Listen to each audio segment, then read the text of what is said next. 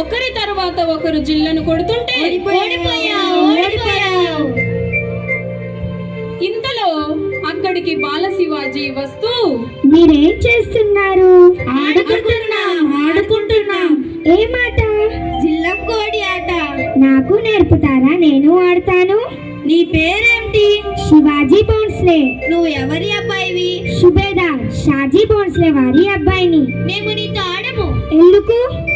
మేము మావలీలం, మీరు సుబేదార్ గారి అబ్బాయివి. అయితేనే ఎందుకు ఆడకూడదు? మేము వచ్చి మీతో ఆడినా మమ్మల్నే కొడతారు, మీరు వచ్చి మాతో ఆడినా మమ్మల్నే కొడతారు.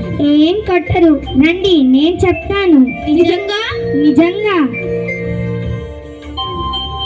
అలా మిత్రులుగా అందరూ కలిసిపోతారు.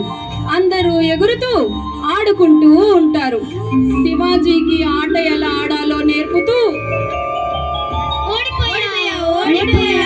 ఓడిపోయావు.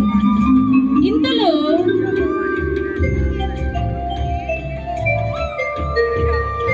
ఆ బిల్ల పక్కనే ఉన్న స్తంభం కింద పడుతుంది.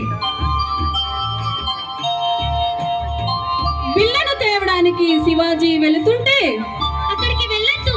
ఎందుకు? అక్కడ ఇనుప స్తంభం ఉంది. ఉంటే ఆ ఇనుప స్తంభాన్ని ఎవరు ముట్టుకున్నా వాళ్ళు వచ్చి చంపేస్తారు. ఎవరు వాళ్ళు? మీసాలు లేకుండా గడ్డమొక్కటే పెంచుకుంటారే వాళ్ళు. వాళ్ళెందుకు చంపుతారు? వాళ్ళు నా చిన్నప్పటి నుంచి మన వాళ్ళందరినీ కొట్టి మన గుళ్ళన్నీ పగలగొట్టేశారు. ఈ భూముల్లో ఎవరు వ్యవసాయం చేసి పంటలు పండించినా వాళ్ళని చంపేసి అగో అక్కడ మన చాలా మందిని పాతి పెట్టి ఆ స్తంభం నాటారు. అప్పటి నుంచి అక్కడికి ఎవ్వరూ వెళ్ళరు. వాళ్ళకి మనమంటే ఎందుకంత కోపం? నాకు తెలుసు నేను చెప్తాను. వాళ్ళ గ్రంథాల్లో వాళ్ళ మతం కానోళ్ళందరినీ చంపేయమని రాశారంట. అందుకే వాళ్ళు అందరినీ చంపేస్తారు. తప్పు. అన్ని